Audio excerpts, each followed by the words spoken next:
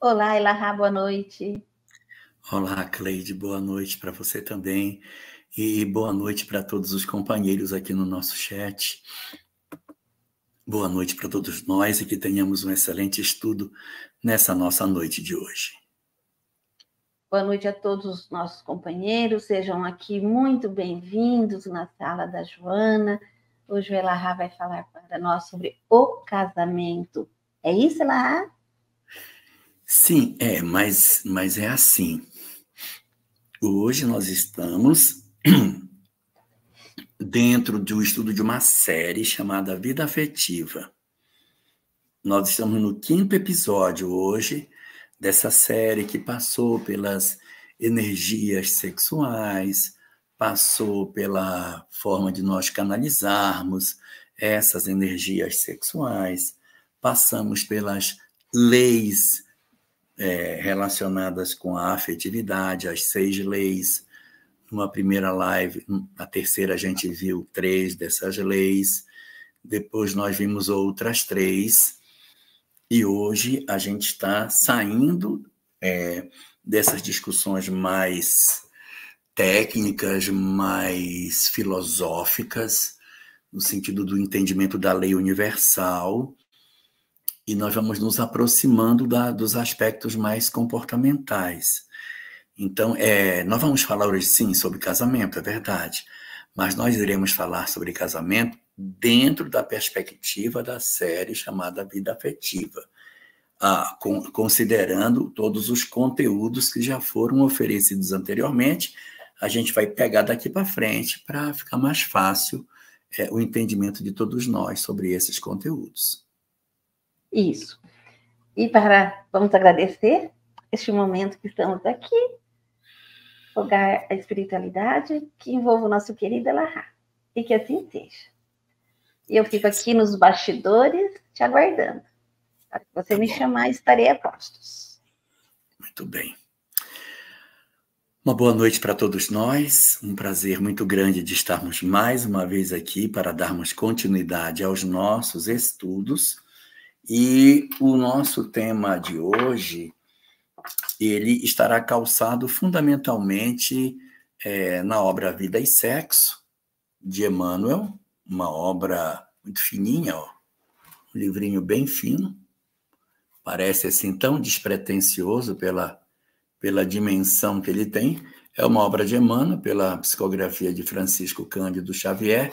Essa obra tem nos servido de base nas outras lives anteriores, então a gente vai também utilizar essa como base, e utilizaremos como base também uma obra de Martins Peralva, chamada Estudando a Mediunidade. Coloca para isso. Estudando a Mediunidade é uma obra de Martins Peralva que faz uma análise do livro Nos Domínios da Mediunidade. E dentro desse livro, que está estudando Nos Domínios da Mediunidade, tem um capítulo, que é o capítulo 18, que vai nos inspirar muito em várias discussões que nós teremos aqui. Nós também iremos evocar o capítulo 22 do Evangelho segundo o Espiritismo, Não separeis o que Deus juntou. Nós também iremos tratar sobre alguns pontos da obra de Emmanuel, como, por exemplo, o Livro da Esperança, Na Era do Espírito, o Encontro Marcado. Essa é, de certa maneira, a base para o tema de hoje. Exato. Hoje de manhã, Cidinha Mota está lembrando que a gente também falou sobre esse assunto de manhã. Só que Cidinha, pela manhã era a separação e hoje à noite é o casamento. Está até invertido, né? A gente hoje de manhã separou para hoje à noite casar. Mas hoje a gente vai conversar sobre essa relação a dois que aparece na literatura espírita, tá bom? Então, nós vamos começar a nossa discussão baseada num conteúdo que a gente já vem trabalhando já faz um tempo, a gente vem cuidando disso, não é? Nós estamos sempre trazendo um material para a gente poder acompanhar esses nossos estudos. Então, hoje, mais uma vez, a gente vai trazer aqui alguns aspectos daquilo que nós já vimos em momentos anteriores, que são sobre a vida afetiva, e eu queria que você, por favor, Cleide, disponibiliza para nós a apresentação na nossa tela, por favor. Isso.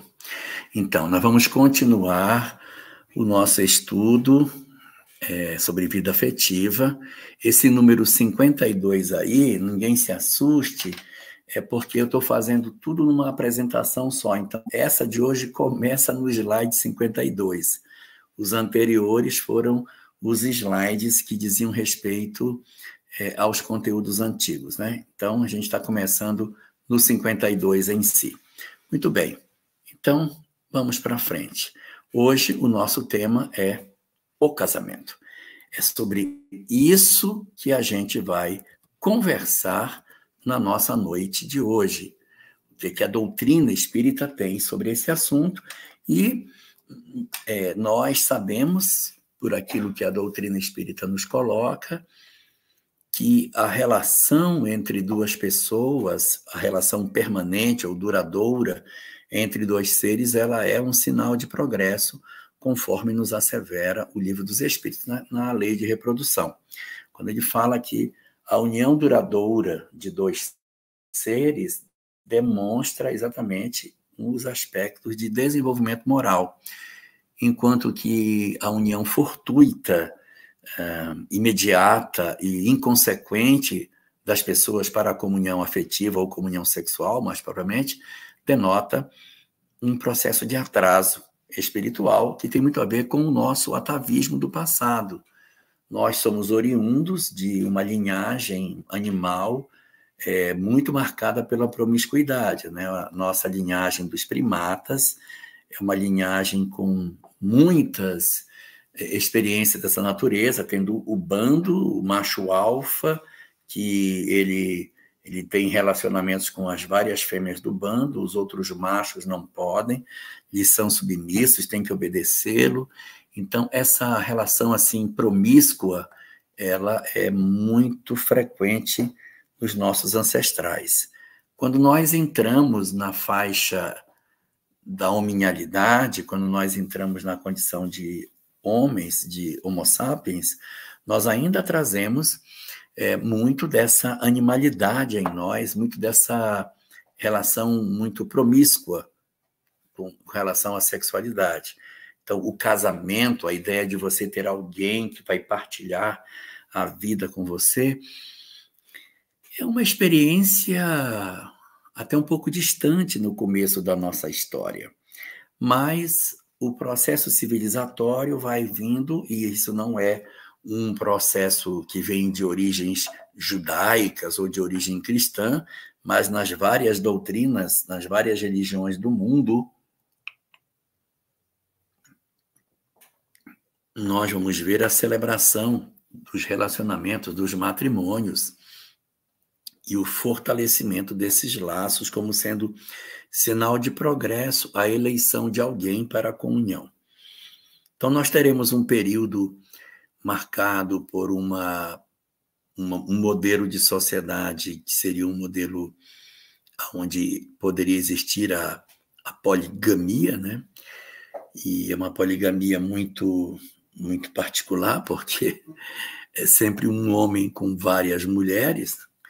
A poliandria, que é uma mulher com vários homens, é muito rara, mas a poligamia, no sentido do homem que tem várias mulheres, é um fenômeno comum, principalmente nos lugares de poder, né? Os reis, os príncipes, aquelas pessoas de maior projeção, tinham essa faculdade de possuírem um harém com várias concubinas, esposas numa certa posição e abaixo as concubinas que pertenciam ao harém desse poderoso, desse soberano.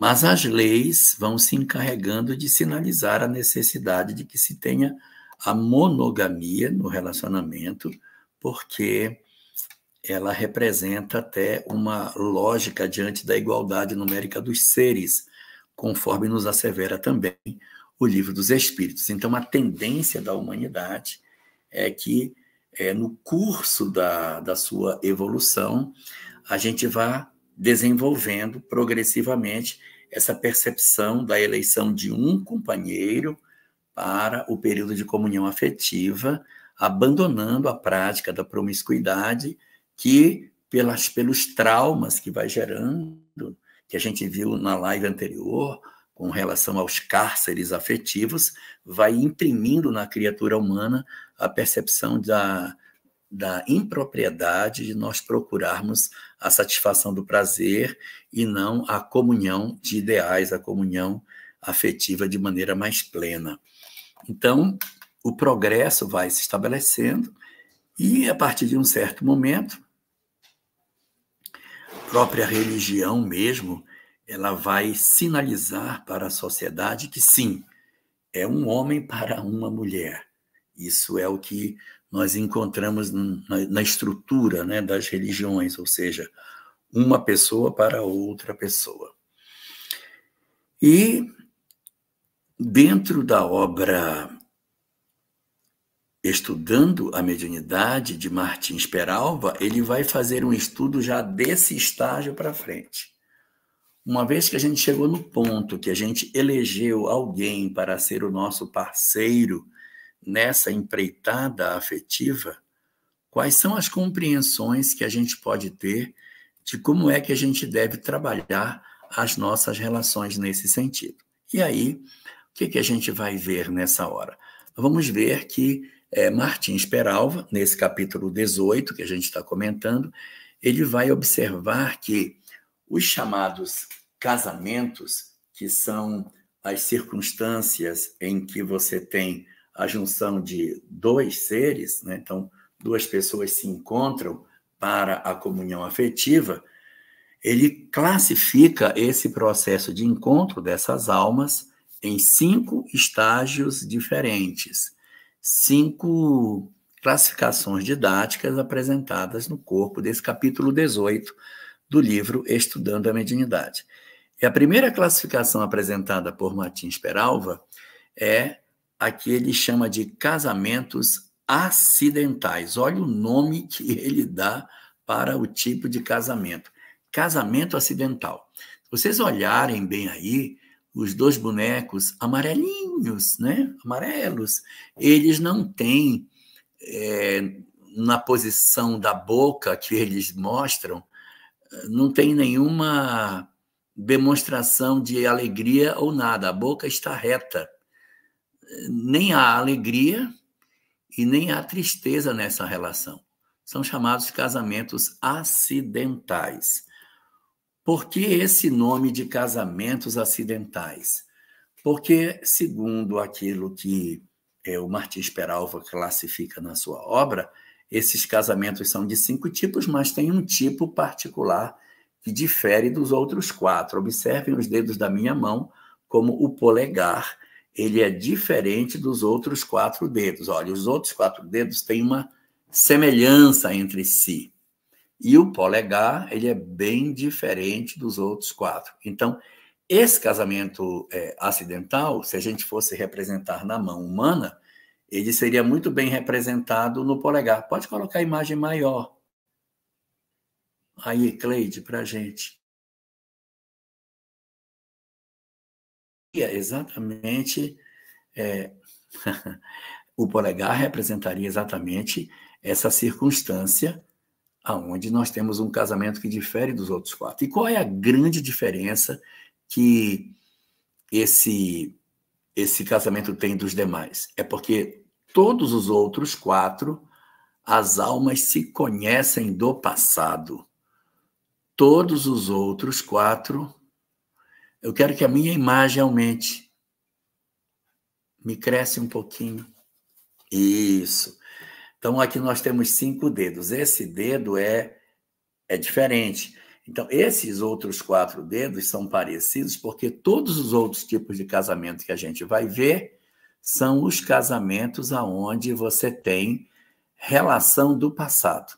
Esse não tem. É uma relação apenas do presente. Por isso são chamados de casamentos acidentais. Quais são as características dos casamentos acidentais? As pessoas não se conhecem do ontem. Eles se conhecem no agora. Eles não são espíritos que se programaram para se encontrar. Não é um casamento que tem, na verdade, a sua origem num planejamento pré-reencarnatório.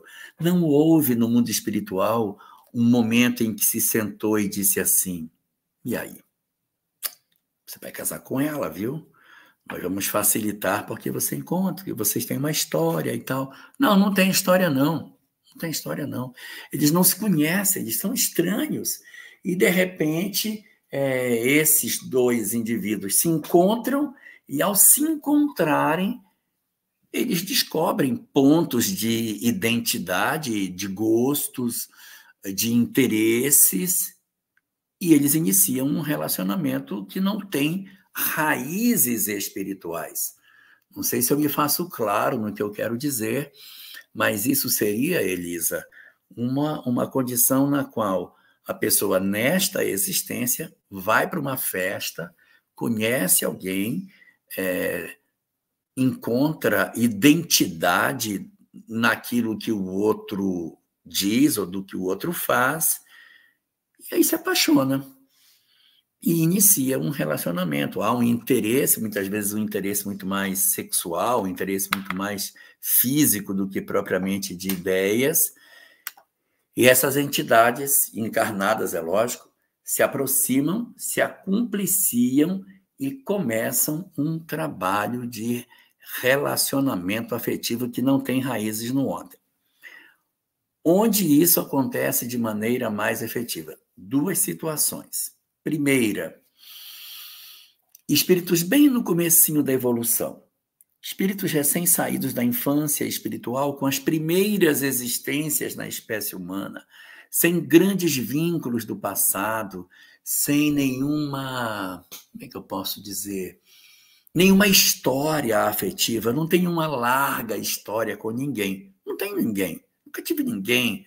Sou uma alma que estou começando agora a iniciar as minhas primeiras encarnações em comunidades ainda muito simples, desprovidas, às vezes, de escrita, não tem escrita, só tem linguagem oral, um idioma, às vezes, ainda muito pobre, uma sociedade extremamente rudimentar, com muita simplicidade nas estruturas sociais.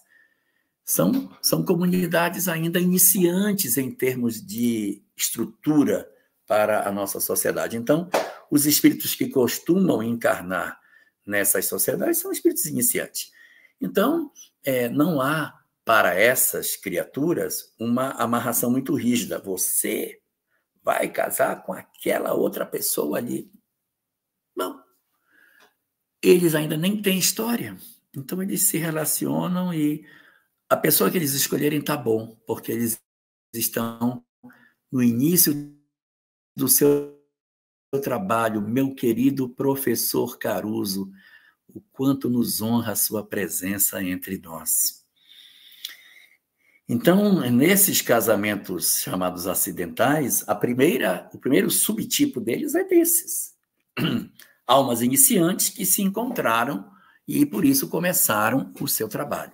Agora, também entre os casamentos acidentais existe um outro tipo de casamento, um outro tipo de situação que, por sinal, tem crescido muito aí na nossa época, que são os relacionamentos que não são de almas iniciantes, não são, são espíritos experimentados, são almas velhas, que já tiveram muitas histórias afetivas, já viveram muitas encarnações. Às vezes são até pessoas muito inteligentes, mas mesmo tendo todos esses recursos, todo esse ferramental de conhecimento, eles são frágeis no campo afetivo, no campo sexual. E acabam se vinculando a pessoas de uma forma até, na falta de uma palavra melhor, de forma muito irresponsável, muito imediata. Quando você vê, você já está envolvido com alguém. Nem sei quem é, sei nem o nome da pessoa direito. A gente saiu, foi para uma festa, ficamos juntos, e aí estamos ficando. Mas não houve aquele momento em que você foi conhecer a pessoa, verificar se os seus interesses coincidiam com o da outra. Não houve um período em que se avaliou a viabilidade dessa relação. Esses são os casamentos acidentais. E eles têm crescido muito na atualidade. De maneira prática, o que acontece? O sujeito vai para a balada, na balada ele encontra uma outra pessoa, ocorre o interesse entre os dois, eles iniciam um relacionamento mais íntimo e o relacionamento inicia. O negócio começa. E quando você vê, eles estão juntos. Às vezes nem são duráveis. Às vezes, 1, 2 meses, a pessoa já está descartada, procurando por outro, e às vezes não. Às vezes são relacionamentos fortuitos, que as pessoas se conhecem, e eles até se tornam mais duradouros, né?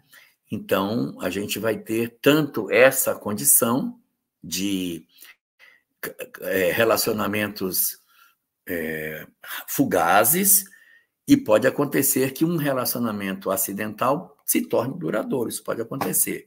Estou dizendo isso para que ninguém faça o seguinte raciocínio. Se o relacionamento não durou, então era acidental. Se o relacionamento durou, então porque ele era um relacionamento com origem no passado. Nada garante. Eu posso ter relacionamentos que começam agora e que se tornam duradouros. Isso é plenamente possível, tá bom? Então, esse é o primeiro tipo de relacionamento. Anota aí, Cidinha Modas. Relacionamento número 1, casamentos acidentais, marcado por espíritos que não se conhecem de outras existências e se encontram pelas circunstâncias da vida e podem iniciar relacionamentos duradouros ou até fugazes, o que é bastante comum. Tipo 1, tá? Vamos ver agora o tipo 2 de casamento. Qual é o segundo tipo de casamento na leitura de Martins Peralva? Vimos o acidental, que é o casamento diferente.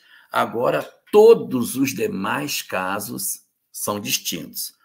Todos os demais casos, os cônjuges se conhecem de outras existências. Se conhecem.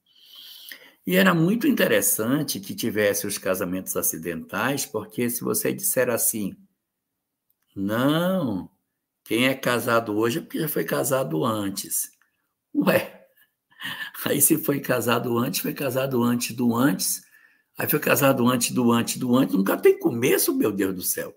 Então, evidentemente, existem relacionamentos de pessoas estranhas entre si, aí chamados de acidentais.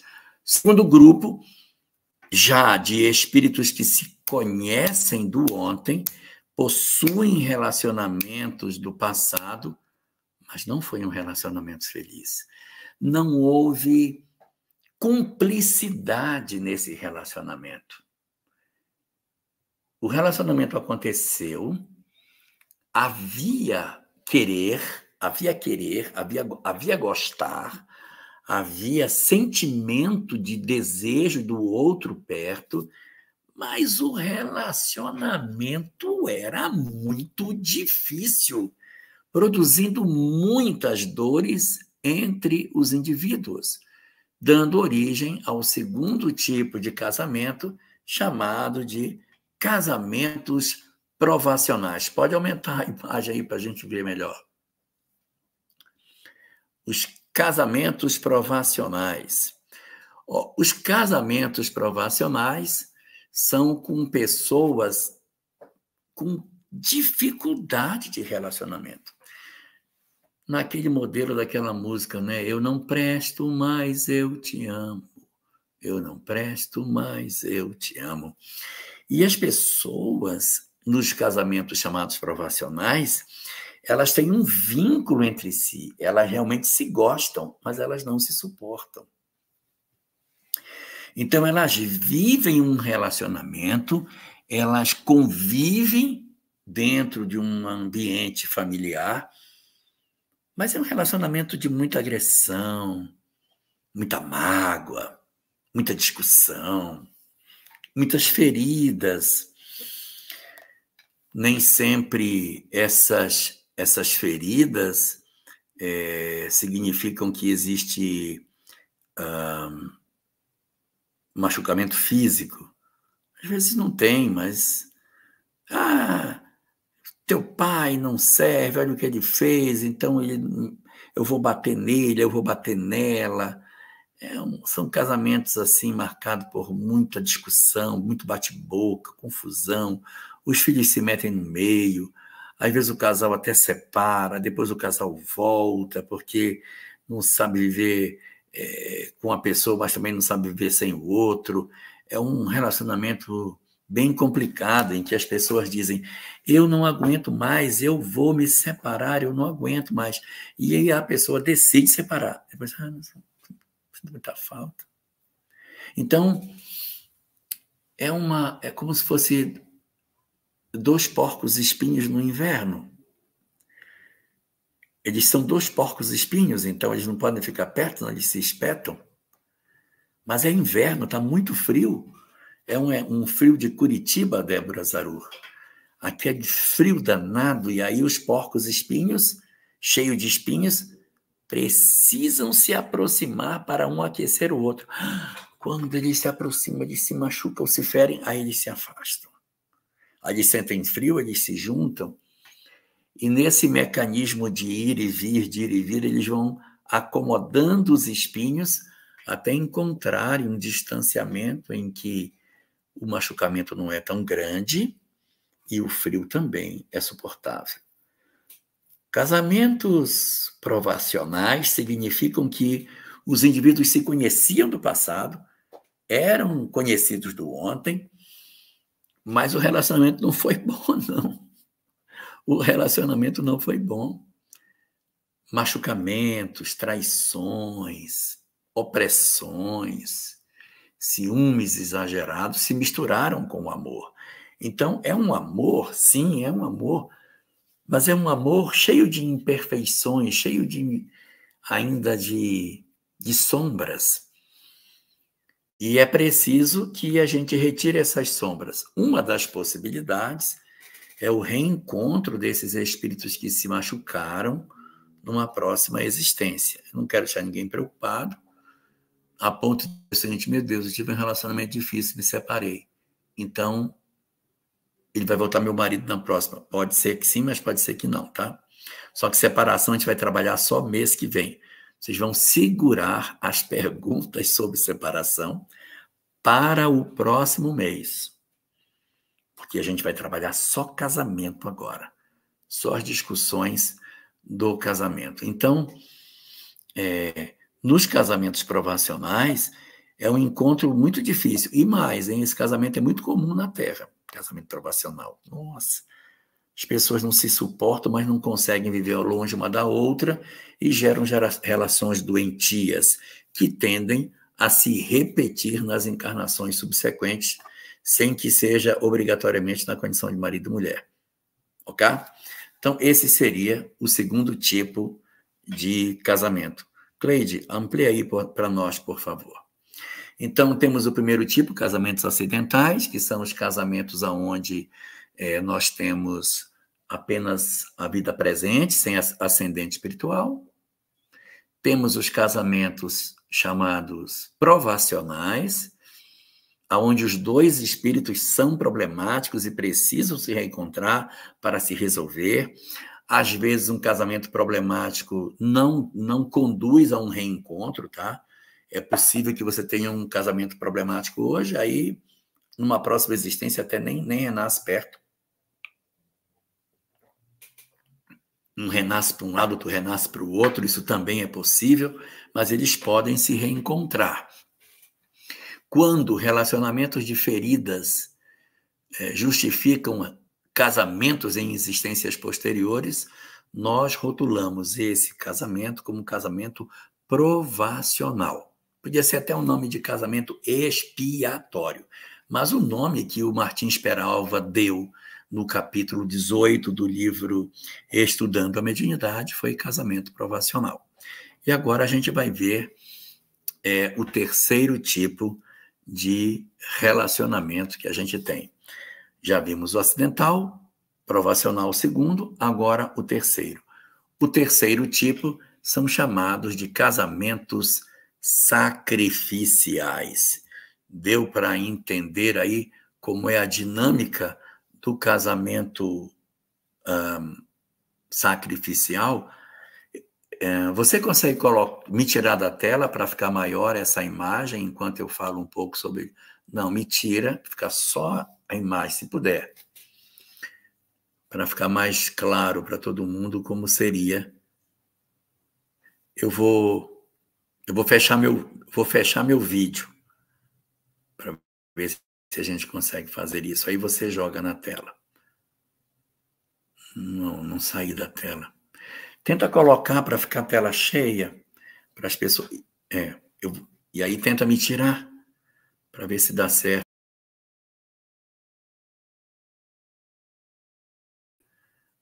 Aí se eu sair, ninguém ouve. Deixa, fica assim mesmo.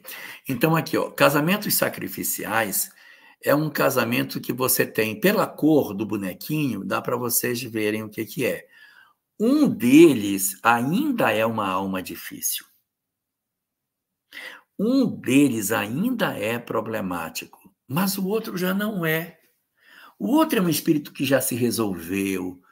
O outro é uma alma que já venceu a pequenez da criatura humana, porque no caso anterior, os dois são problemáticos. Aqui eu tenho só um. Então eu tenho uma pessoa de uma razoável elevação espiritual. Pode inverter, Cleide. Nós temos um que tem uma razoável elevação espiritual e o outro está embaixo. É um casamento escaleno, professor Caruso. Ele é escaleno, porque cada lado dele é desigual. Então, você tem casamentos onde uma pessoa possui um comportamento mais espiritualizado e o outro é um comportamento totalmente voltado para as coisas materiais. Esse casamento existe na Terra?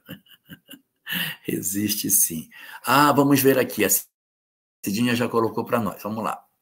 Cidinha diz: tipos de relacionamento. Primeiro, os acidentais.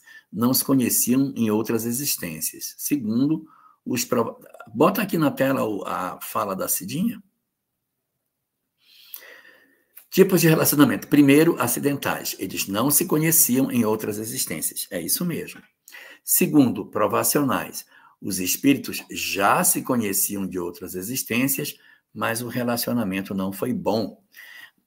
Eles tinham muito atrito entre si. Esse é o segundo tipo. Aí, quando a gente vai para o terceiro, que são os casamentos sacrificiais, nós encontramos uma condição em que você tem um espírito de escol, um espírito com uma certa grandeza e um outro que está na retaguarda.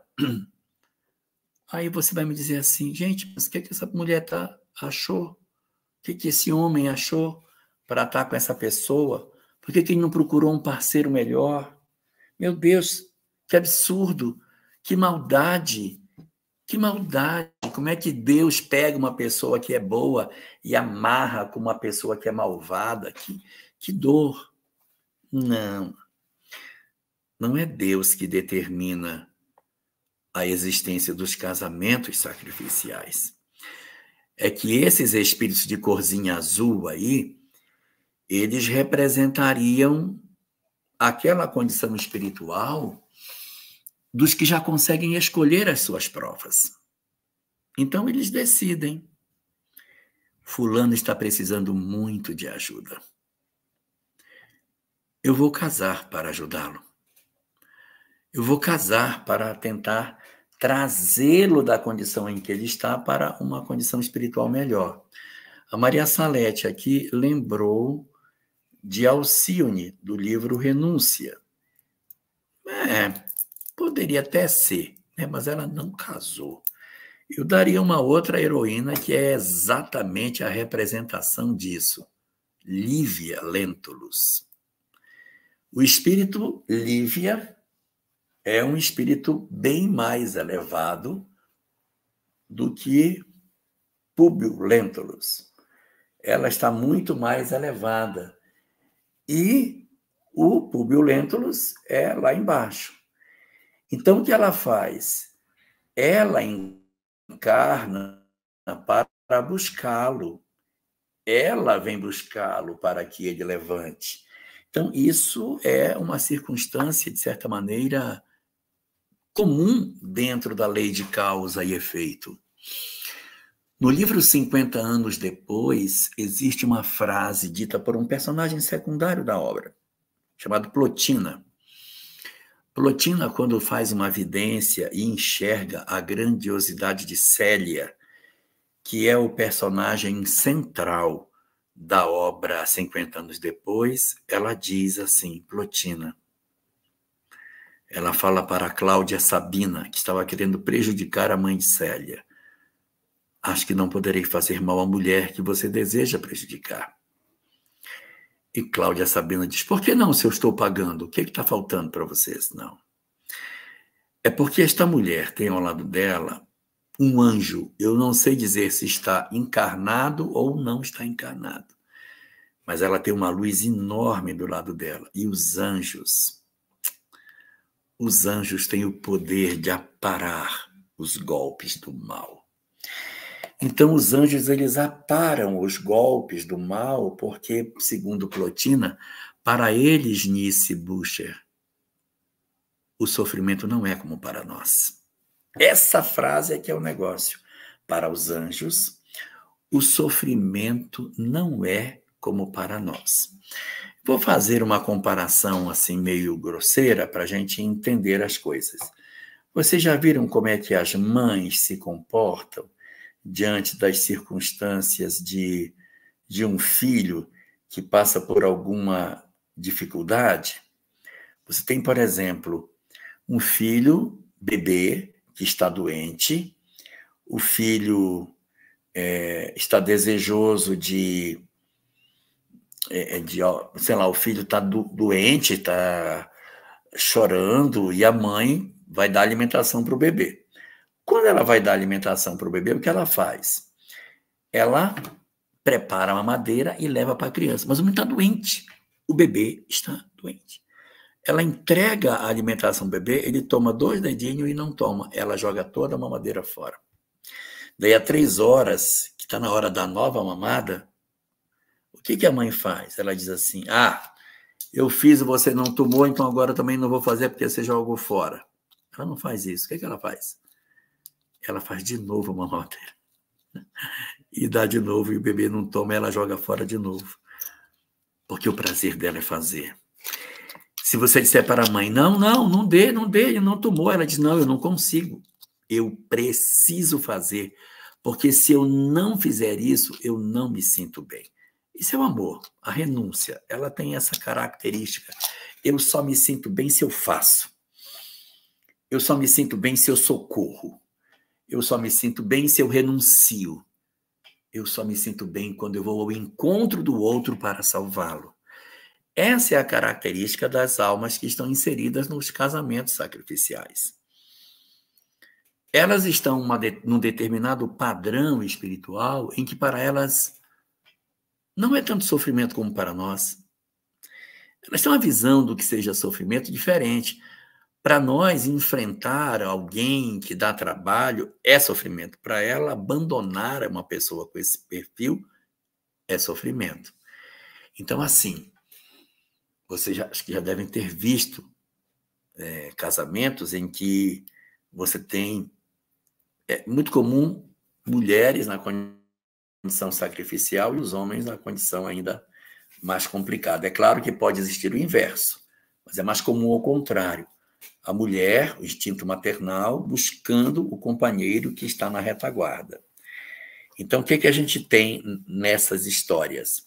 Você tem um casal, o cara apronta a vida inteira, apronta, meu Deus, o cara faz, nossa, e a mulher está ali. Sempre, aí ele fica bêbado, ela vai buscar ele no bar, para dentro de casa, ela dá banho nele, todo vomitado. Ela dá banho, bota ele para dormir, no dia seguinte ele vai de novo, e assim vai, e a vida vai seguindo. Até que chega um dia que ele se interessa por uma outra pessoa, larga a esposa com os filhos, só de vai embora.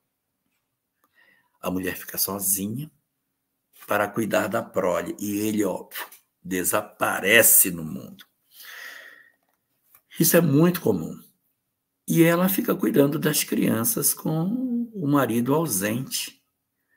Passa-se aí uns 10, 15, às vezes 20 anos, e de repente a segunda esposa aparece na casa da primeira, trazendo o marido debaixo do braço. E diz, olha, estou vindo trazer o seu marido, aí virou o marido da outra.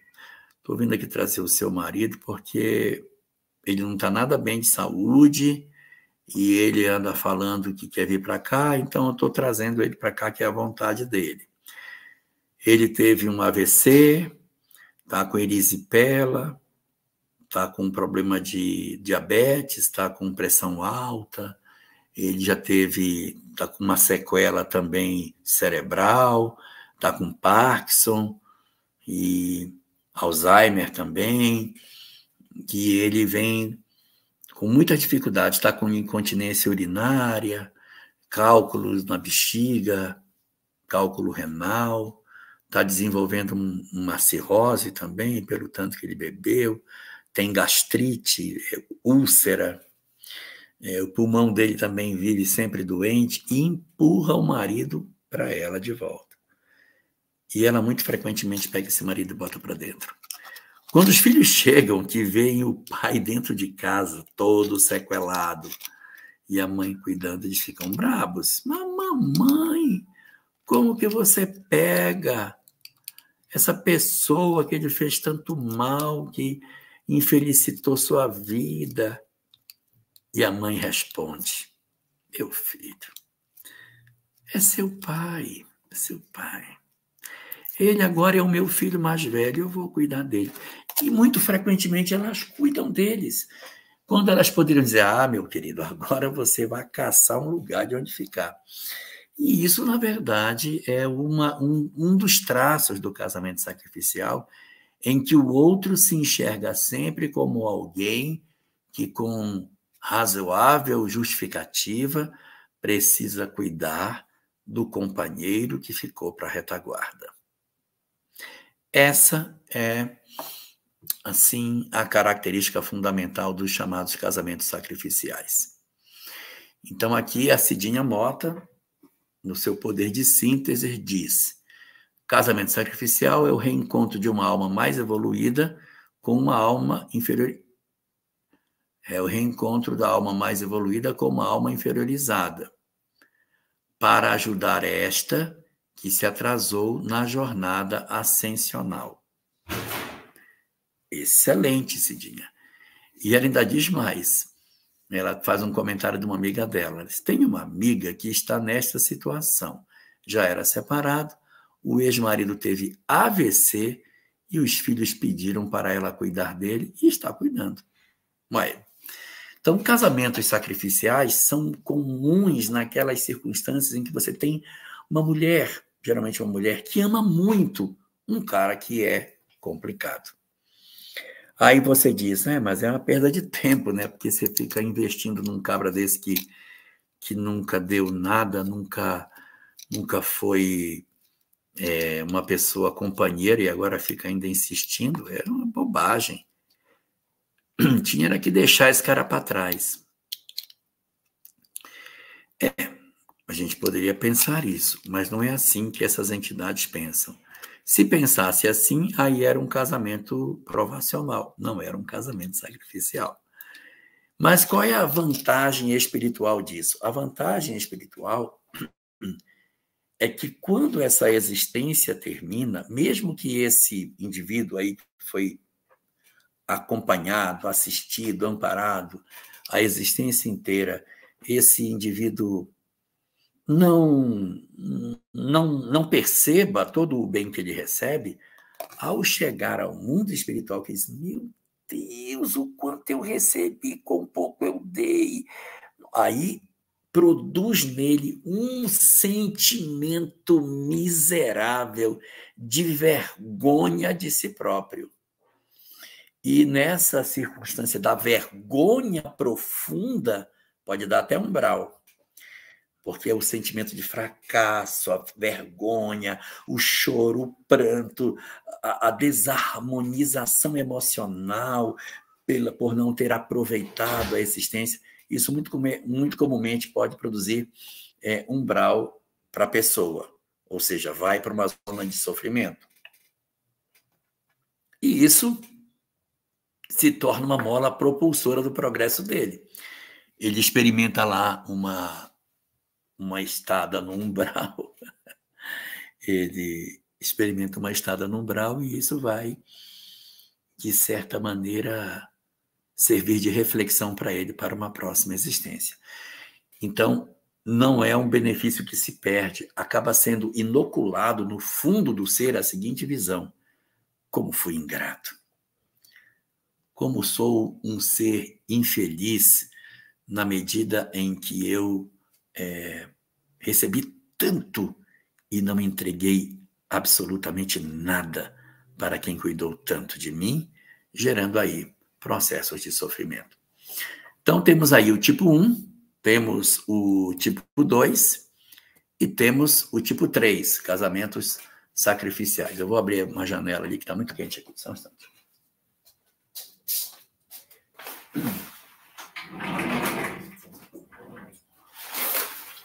Então, tipo 1, tipo 2, tipo 3. Agora, nós vamos para o próximo tipo. Os acidentais não têm ascendente espiritual, os provacionais têm, mas são espíritos problemáticos, os sacrificiais têm conhecimento anterior, mas um deles já se levantou. O próximo tipo são os casamentos afins. O que são casamentos afins? O que são casamentos afins? Casamentos afins são quando as duas criaturas já estão de pé. Os dois são espíritos que se afinizam, eles têm conhecimento anterior, eles eram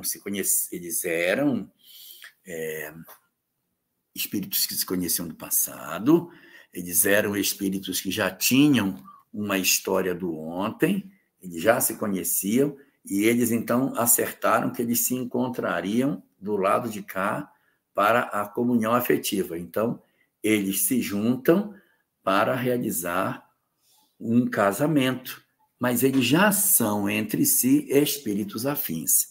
Então, essa é uma condição bem diferente. Repare que, nesse caso aí, primeiro, não havia nem conhecimento anterior. No segundo, se conheciam, mas era muito embate. No terceiro, um já estava bem, mas o outro estava para trás. Nesse quarto grupo, os dois já se levantaram. São espíritos que já se entendem, eles estão mais ou menos no mesmo propósito, eles se gostam, eles se ajudam. É um casamento assim muito bonito, na medida em que existe, da parte de cada um deles, o interesse na felicidade do outro. Bonito, né?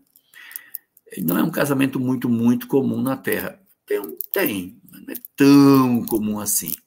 Os anteriores são mais comuns do que este. Esse é um tipo, não vou dizer que seja raro, mas é menos comum que os anteriores. Esse quarto tipo de casamento é formado por pessoas que podem até ter diferenças, né? Um pensa de um jeito, outro pensa de outro, até porque eles não são espírito puro para pensar o tempo todo igual. Mas a relação deles é uma relação de harmonia, em que eles, na maior parte do tempo, pensam parecido, têm gosto parecido, têm ideias assemelhadas, fazendo com que eles sejam, sim, almas afins, e o casamento é afim. E aí vai surgir uma pergunta. A pergunta é a seguinte: o que esse cara veio fazer aqui, no mundo de provas e expiações, que não está no outro canto? O que esse pessoal que já está afim, que já encontrou Ah, fulano é um marido maravilhoso e tal. E ele diz, não, maravilhosa é minha esposa e tal. Então, você ter casais que os dois integrantes dessa dupla afetiva, eles gostam da companhia do outro, eles se agradam da companhia, eles se interessam em estar juntos. Aí você pergunta, então veio fazer o quê? Se já está bom, está resolvido, era bom que tivesse outro canto, estão aqui para não fazer inveja para ninguém. Pois é. Se eles têm o relacionamento deles nesse padrão, é porque o karma está noutra área. Eles podem ser unidos, amorosos, assim, extremamente cúmplices, mas a família é cheia de doenças. Cheia de doenças, tem dificuldades, vivem em hospital, vivem dentro de uma vida muito difícil. Às vezes não é doença, às vezes é economicamente. Eles vivem problemas econômicos muito graves, eles não conseguem um equilíbrio econômico. Nossa, a vida deles é muito difícil. E existe também os casamentos afins que assim se fazem por conta dos filhos. O casal em si é afim. O casal é maravilha. Mas vá ver os filhos que esse casal recebeu. Quem são as entidades que o Senhor selecionou para fazer parte da equipe doméstica deles? Pessoas problemáticas, difíceis, que dão um trabalho terrível para os pais, que se esforçam, fazem tudo o que podem, mas não conseguem realizar o processo de socorro efetivo desses filhos. Muitas vezes consegue. Evangelho no lar, às vezes são pessoas dedicadas a uma específica religião, e aí com muito esforço consegue levar os filhos, conseguem bons resultados nessa busca de um relacionamento afetivo bacana com os filhos, e até consegue resgatar, tira da droga, tira do crime, tira da promiscuidade, reorganiza, dá um trabalho miserável, mas muitas vezes consegue reorganizar. Mas tem vezes que não, tá? Tem vezes que mesmo o casal sendo afim, tendo uma série de recursos, eles investem no socorro desses filhos problemáticos, investem, lutam para manter os filhos dentro de um certo padrão, não consegue. Não consegue tirar o filho da droga, não consegue tirar o filho da promiscuidade e não consegue tirar o filho do crime. E aí você diz, puxa vida, mas então fracassou. Não fracassou. Na verdade, o esforço que eles fazem fica inoculado no espírito como alguém que os ama. É preciso, quando você tem um filho problema, que você inocule no fundo do coração dele que tem alguém que gosta dele. Ele tem que ter certeza que você gosta dele. Porque num futuro, depois de tudo acontecido, se ele não se recuperar, e esse que hoje é filho, cair numa furna escura, num processo de sofrimento atroz no mundo espiritual, tem que ter alguém que tenha poder de pegar a mão dele e tirá-lo de lá. E esse alguém tem que ser alguém que o ama muito. E alguém que ele saiba que o ama. Então imagina, você tem um casamento afim, se casar com uma pessoa, você é afim com ela, há uma harmonia satisfatória do casal, mas os filhos são difíceis. E o casal luta, não consegue. Desencarna o filho problemático, do mesmo jeito, apesar de todos os esforços. Aparentemente um fracasso, mas está inoculado no filho a certeza de que ele é amado. Depois da morte, quando esse filho estiver numa região de sofrimento, o pai vai buscá-lo. A mãe vai buscá-lo e diz, vem, meu filho. sou eu, o teu pai, que te ama tanto, que veio te buscar. E como tem poder, essa palavra ela tem poder, porque ele sabe que o pai o ama. Ele sabe que a mãe o ama. Vem, meu filho, é sua mãe que veio buscar você. E consegue resgatar.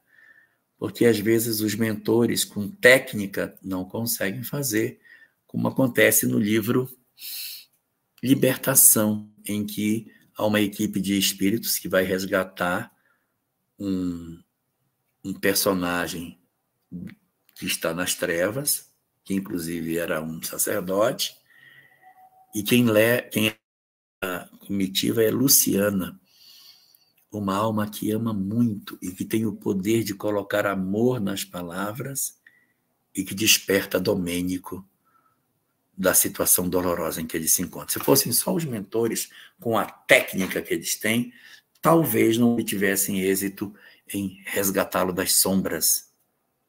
Mas Luciana tem tanto amor no coração que ela consegue fazer isso. Então, às vezes um pai, uma mãe que entregou uma vida para resgatar um filho pode ser o grande instrumento para fazer esse trabalho. Então, o casal é afim, mas a gente não tem só dores no casamento, tem no entorno, e aí eles vão lidar com filhos doentes, doença na família, dificuldade financeira, família problemática, ou seja, os problemas estão do lado de fora do casal. E a Cidinha já colocou aqui o resumo do tipo 4. Vamos ver.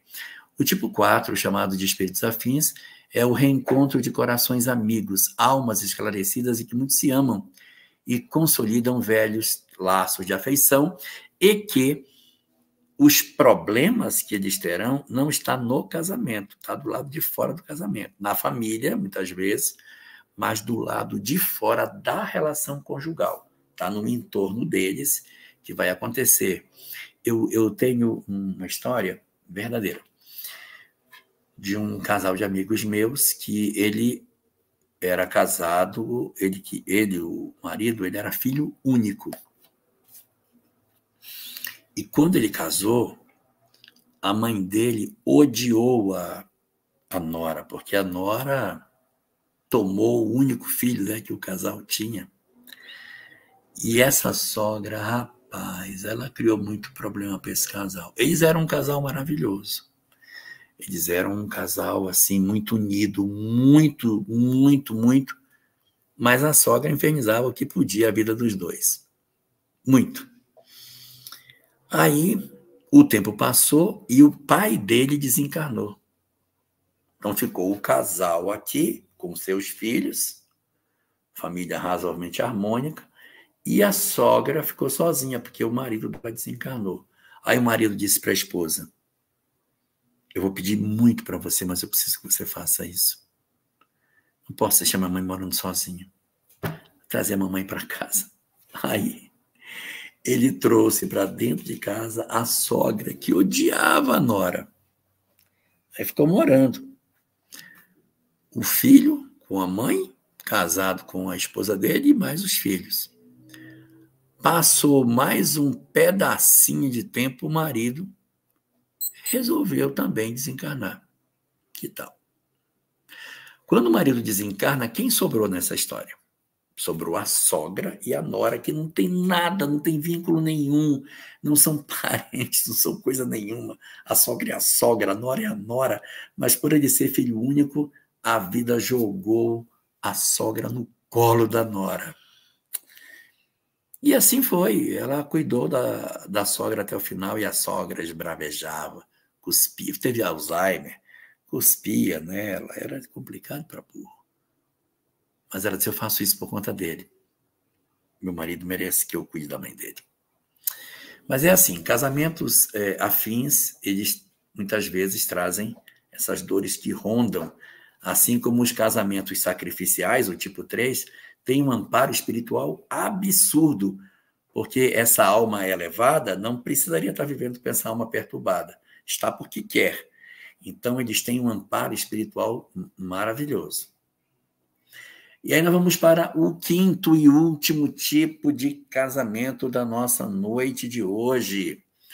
nós já falamos de 4 tipos: os acidentais que não têm vínculo, os provacionais que têm vínculo do passado, mas são 2 almas enfermas, os sacrificiais que têm vínculo do passado, mas têm um enfermo e uma alma resolvida, os afins que têm vínculo do passado, mas as 2 almas já são resolvidas e se juntam, porque no entorno delas existem questões familiares para resolver. E aí a gente diz assim, não pode ter mais nenhum tipo, porque o primeiro tinha 2 ruins, o outro tinha 1, agora não tem nenhum, acabou. Que 5º tipo é esse que ainda está faltando se já terminou a história? Tem. Martins Peralva dá o nome de casamentos chamados de transcendentais. São casamentos transcendentais, ou seja, eles transcendem o próprio propósito da união dos dois. Porque no casamento afim, ainda que seja de almas afins, eles estão se buscando, eles estão se relacionando. Então, ainda existe ali histórias para resolver. O casamento transcendental não é essa a ideia. O casamento transcendental é o seguinte, o casal se junta, mas a discussão não é eles nem a família. É uma coisa muito maior. Muito maior. É um casamento onde eles se juntam para realizarem juntos um trabalho grande em prol da humanidade, em prol de uma sociedade, em prol de uma coletividade. A gente vê, assim, alguns sacerdotes da igreja cristã, pastores protestantes, casados, que fazem lindas missões na África, trabalham com rancenianos, fazem trabalhos muito bonitos nessa atividade de socorro dos esquecidos. Tem alguns nomes assim muito conhecidos dentro desse ambiente que são sempre lembrados quando se fala de relacionamento de casal com fins transcendentais. Então, não é sempre que a gente encontra esse tipo de casamento. Eles são, na verdade, o mais raro de todos os tipos de casamento, dos 5. E existem alguns que são muitos conhecidos, né? Nós tivemos o casal Weaver, Eunice Weaver, que era esposa ela era brasileira, né? Mas ele não. E ela se casa com um grande pastor protestante, e eles fazem um trabalho muito bonito de socorro a pessoas em processo de hanseníase, e depois ela é muito reconhecida dentro do ambiente da busca da cura, né? Ela e o marido andaram pela África, por uma série de lugares do mundo, tentando fazer isso. Isso é como a gente chama de casamento transcendental. O casal Curie, Merri e Pierre Curie, que eram físicos, que estudavam os materiais radioativos, eles estavam juntos em prol de um bem maior.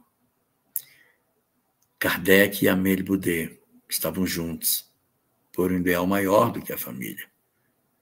José e Maria estavam juntos por um ideal maior do que a própria família. Então, esses são os 5 tipos de casamento que a gente encontra na literatura. E a gente vai agora, Cleide, para as nossas perguntas, para a gente ver, se tiver perguntas, a gente responde aqui sobre esse assunto, tá bom? Vamos lá? A Rita de Cássia diz assim, boa noite, Elahá. Pode um casamento acidental se tornar provacional? Olha, pode, porque assim, o casamento provacional é um casamento que ninguém se conhecia, não tinha contato. Esse casamento, ele se estabelece, torna-se, por exemplo, duradouro, e nesse duradouro cria-se afinidade, eles começam a se gostar de verdade. Eles se gostam, se apaixonam, se interessam um pelo outro e vivem uma relação conjugal duradoura.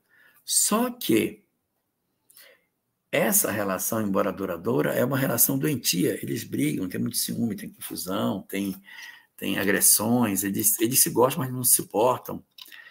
E ocorre que eles que se conheceram pela natureza das provas, amanhã vão se reencontrar como casamento provacional. Então, respondendo à sua primeira pergunta, sim, um casamento acidental pode se transformar em provacional para a próxima existência. E, peraí, que ainda tem uma outra pergunta embaixo. Ela pergunta, e os filhos de origem desse casamento? Qual relação podem ter com o casal?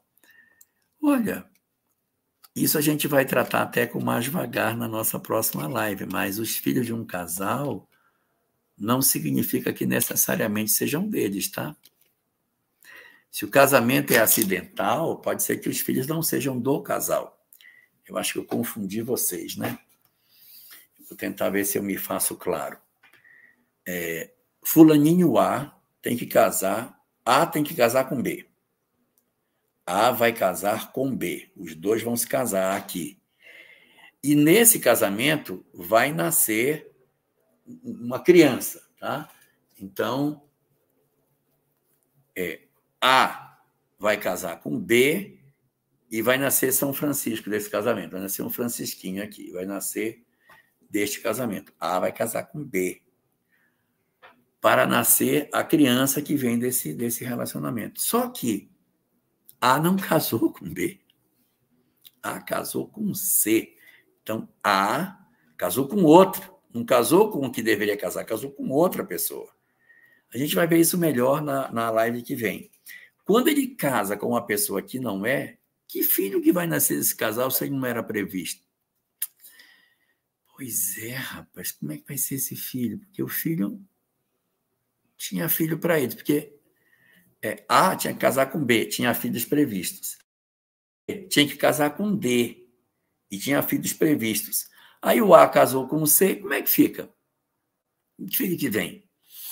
Os filhos que virão serão os filhos que tiverem mais identidade com o casal. Então, teria que vir um filho, o filho era do casal AB, mas ele era mais ligado a B do que a A, então ele não vem, ele vai nascer no casamento que B vai ter com sei lá quem. Mas tem um outro filho que era mais ligado a A do que a B, esse provavelmente virá nesse novo arranjo que surgiu de A com C. Então, ele é mais próximo do pai e a mãe é indiferente, porque esse filho não tem relação com ela. Ele não tem vínculo com ela, ele não pertencia à história dela, pertence à história do marido. Só que o marido estava previsto em casar com outra pessoa, que tem também vinculação com a criança. Então, a mãe é indiferente ao filho, o pai é louco por ela, ou vice-versa. Nasce uma criança que é vinculada à mãe, mas não tem vínculo com o pai, porque o pai não era, na verdade, o vínculo originário daquela relação. Então, aí você pergunta, e os filhos? Volte a pergunta lá para a gente ver. E os filhos desse casal? Bota lá. E os filhos de origem desse casamento? Qual relação podem ter com o casal? Os filhos de origem, que ela quer dizer, é da primeira relação. Quando eles eram ainda casamento acidental, esses filhos podem renascer juntos ou não. Depende do vínculo que criou. Se criou amor, vai se encontrar. Se criou ódio, vai se encontrar também. Então, a gente, quando fica com as relações desequilibradas, a gente marca encontro no futuro. Essa é a leitura que a doutrina espírita tem sobre esses nossos arranjos de casamentos. E a Cidinha traz uma colocação bem interessante. Acredito que todos nós passaremos ou passamos por casamentos acidentais, provacionais. Olha, Cidinha, por casamentos acidentais, com certeza nós passamos. Por quê? Porque em algum momento a gente conheceu nossos parceiros. Então, com certeza, um dia tivemos casamentos com pessoas que não eram do nosso passado. E como esse planeta é de provas e expiações, eu posso asseverar com quase certeza, mas eu posso dizer que é, nossa, muito difícil escapar de termos tido casamentos problemáticos, porque, gente, é problemático mesmo, nada mais lógico do que você ter um casamento com dificuldades, exatamente porque você é uma pessoa com dramas para resolver, então você tem um casamento difícil. Então, a sua colocação está coberta de razão. Sim, nós já tivemos casamentos provacionais. Tivemos. E tivemos, com bastante razoável, até dá para certo dizer que sim, casamentos provacionais. A Estela pergunta: pode um casamento provacional gerar um filho evoluído? Claro, claro. O filho não tem nada a ver com a natureza do laço. O filho de um estupro pode ser uma criança espetacular. Então, nada tem a ver. O que nasce da carne é carne, o que nasce do espírito é espírito. Então, um relacionamento problemático pode ter um filho espetacular. Por isso que a gente não pode vincular. Se a pessoa tem um casamento problemático, obrigatoriamente o filho vai ser problemático e vice-versa. Ah, se o casal é maravilhoso, os filhos assim também serão. Nem sempre. Às vezes um casal maravilhoso tem filhos altamente problemáticos. Clau Hagel pergunta assim: mesmo que o casamento seja o programado, pode acontecer do filho só ter relação com um dos pais? Sim, pode. Porque você pode ter um casal que estava programado para se encontrar e este casal ele tem uma previsão de ter um filho. Não tem ninguém aqui para ser o filho dele. Mas ele tem previsão para ter um filho. E aí, o filho, este aqui é o filho, esse é o filho, casal e o filho. Só que este filho que está programado, ele tem relação com a mãe, mas ele é estranho para o pai. Mas é programado, mas é porque ele nunca teve um vínculo com o pai, mas ele tem um vínculo forte com a mãe. Ou vice-versa.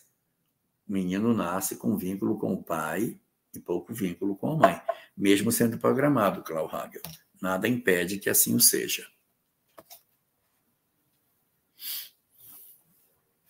Que mais temos? Nos casamentos transcendentais, podemos considerar neles a união homossexual? Vemos muitos casais trabalharem juntos em alguma missão fraterna. Isso é possível. Eu não diria que seriam transcendentais, que eles são muito raros, mas pode ser afins, né?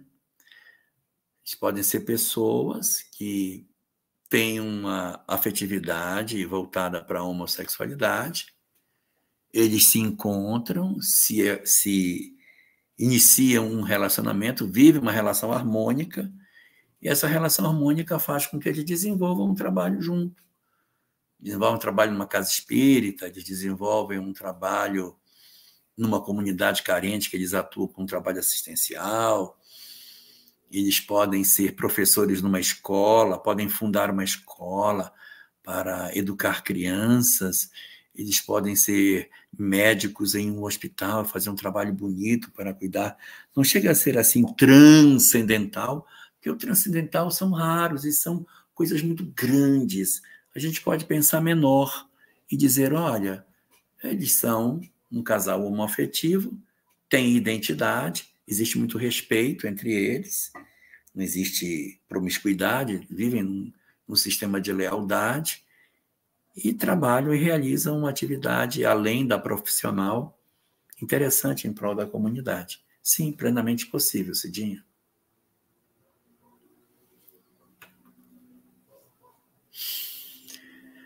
Marli Veiga de Menezes pergunta: e quando o casamento é provacional? Isso é muito comum.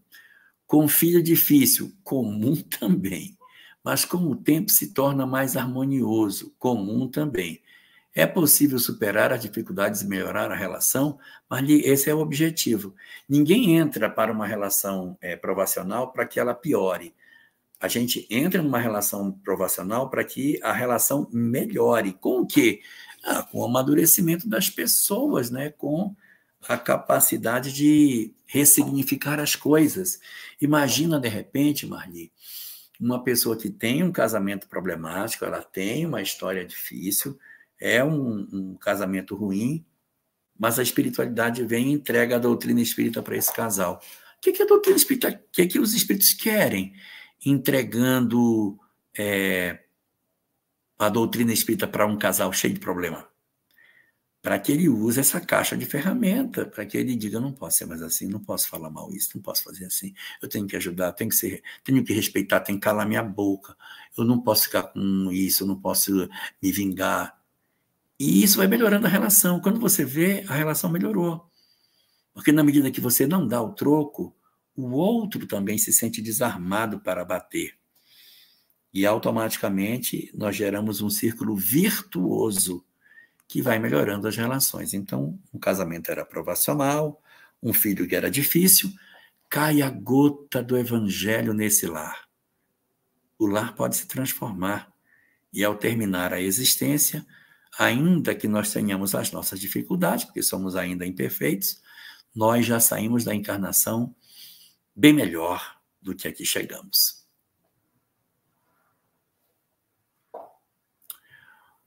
Um casamento pode ter acontecido só para trazer um filho? É possível? Com uma junção só por esse sentido? Olha, só por esse sentido é pesada essa frase, mas muitas vezes utiliza-se da gestação para promover o início de uma relação que era para acontecer. Então, o casal tem vínculo do passado, a programação é para que eles se casem, mas acaba acontecendo que o relacionamento avança, a menina engravida e o casal se casa. O menino não é, na verdade, a motivação para casar, mas ele acaba sendo o indutor do casamento.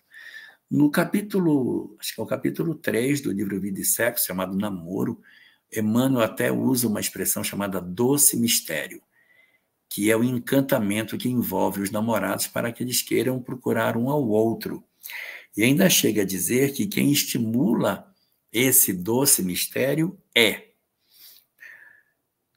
a história do passado que esse casal possui e também, ouço o que eu vou dizer aqui, Ana Paula, e também os filhos que querem renascer por aquele casal, então eles ficam estimulando com que os pais, né, se aproximem, vai, liga para ela, perdoa, vai lá, vai, casa, tal, pensa nela, porque os filhos também envolvem os pais nessa atmosfera, porque eles têm interesse de nascer. Então, chamado doce mistério é promovido pelas energias da relação do passado e pelo envolvimento dos filhos, dos mentores, tentando a união desses companheiros. Então, eu não vou dizer que é só para trazer o filho, mas uma gravidez é muitas vezes o recurso utilizado para garantir a consecução de uma relação que precisa se estabelecer.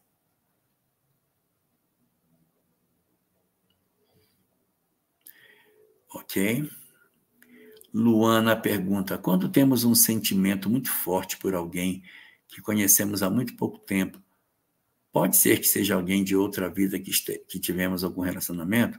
Eu gostei muito do pode, porque quando você botou pode ser, aí eu respondo, sim, pode ser.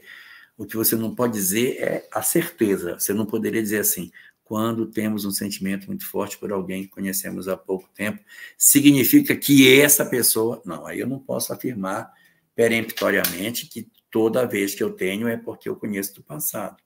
Às vezes não é. Uma pessoa gosta muito de música do Chico Buarque, o outro também gosta. Aí eles vão para um local, um canto, outro completa a letra, e aí a pessoa se sente muito cúmplice, né, nesse processo, aí se apaixona pelo outro. Não é por conta do passado, é porque no hoje No hoje, essas pessoas estão tendo uma identidade. Eu vou contar um caso inverso desse. Inverso. Eu conheço uma moça que o pai dela, a mãe dela faleceu, o pai casou com uma outra.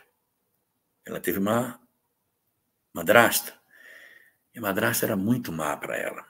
Muito má. Batia, era cruel, maltratava muito. E existe hoje uma cantora na televisão, uma cantora já tem idade, que se parece demais com a madrasta dela. Ela não suporta a cantora, porque toda vez que ela olha para a cantora, lembra da madrasta. Aí você vai dizer, nossa, então no passado essa cantora teve alguma coisa com ela. Não, não é do passado, é do presente. Existem causas no presente que justificam por que ela tem essa rejeição por essa cantora, né?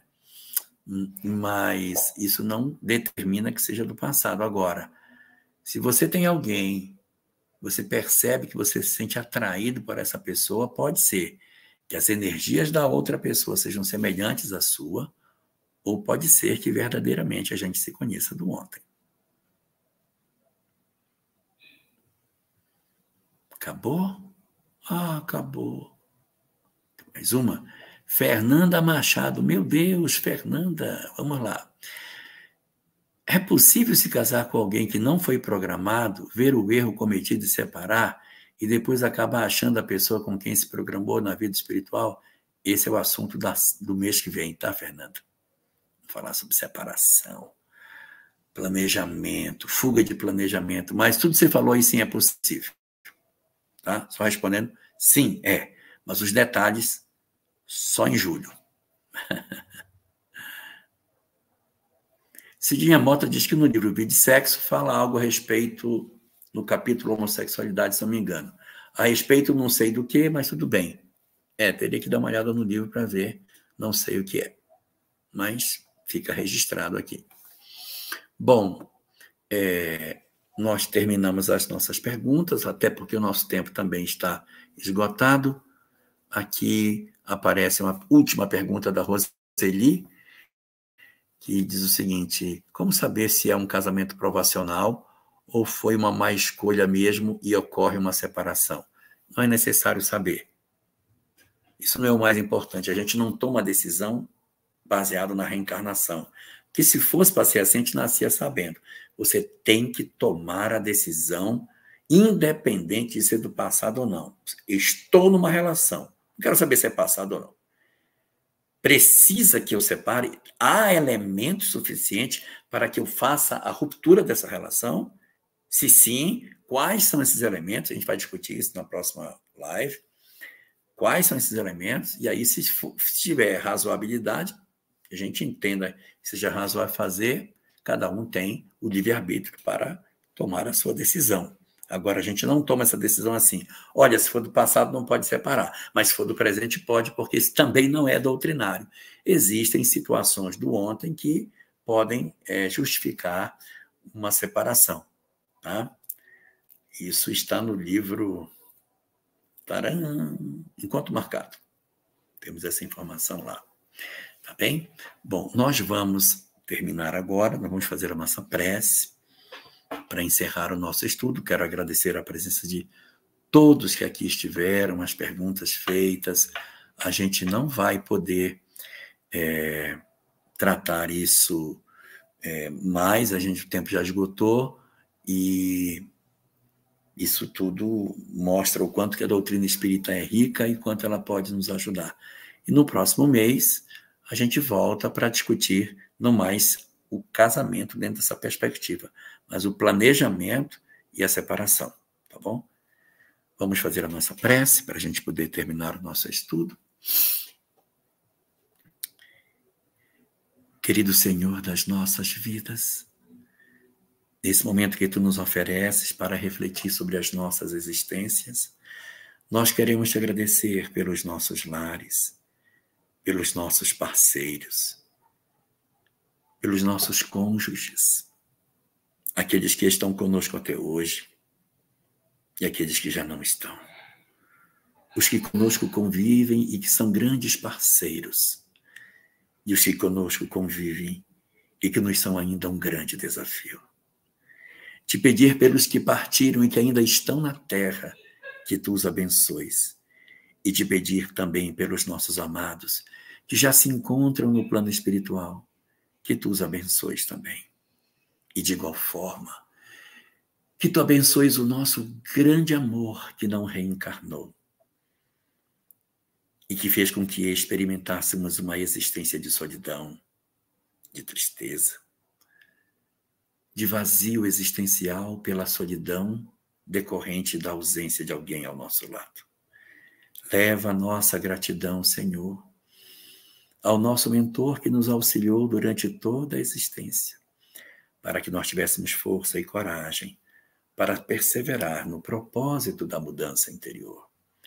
E assim te pedimos pelo nosso lar, pelos nossos filhos, pelos nossos pais, por todos aqueles que conosco convivem, que o teu amor se derrame sobre todas as tuas criaturas, meu Senhor, e que as tuas bênçãos enriqueçam as nossas almas na certeza de que não estamos sozinhos.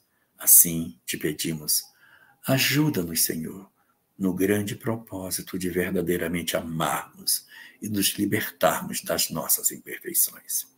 Que teu amor permaneça aceso em nossas almas e que a graça da tua paz esteja sobre as nossas vidas, hoje e sempre.